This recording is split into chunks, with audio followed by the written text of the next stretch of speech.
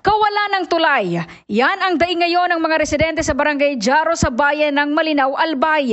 Napipilitan kasi umano ang mga residenteng lumusong at lumangoy para lamang makauwi dahil ang kanilang bahay ay nasa kabila pa ng ilog. Kamakailan, pinag-usapan ng video ng pamilyang ito na kung saan makikita na may kasama pang bata at dahan-dahang tumatawid sa rumaragasang ilog. Sa panayam naman ng Brigada News Team sa barangay Kagawad, taon na umano nila itong tinitiis dahil kahit naglalagay sila ng tulay na yari sa kawayan, tuwing umuulan, inaanod pa rin ito. Matagal na umanong nagpasa ng resolusyon sa barangay kaugnay sa issue sa balit, hanggang sa ngayon tila umano hindi ito napaprioridad. Naaawa naman sila sa mga residente na labis ang sakripisyo. Napakalaman kasi na 29 na household samahan pa ng mga residenteng naghahanap buhay ang araw-araw na tumatawid sa lugar. Minsan nga umano'y umaabot pa ng 30 minutos bago ang mga ito makatawid. Ang kawawa umano rito ay ang mga estudyanteng pumapasok sa paaralan. Nananawagan naman ito sa mga otoridad mas lalo pat mag-e-eleksyon na mabigyan ito ng solusyon. Sa ngayon, wala pang pahayag ang kinauukulan tungkol sa issue. In the heart of changing lives, ito si Brigada Julie Rodriguez Baliena ng Brigada News FM Philippines, the Music and News Authority.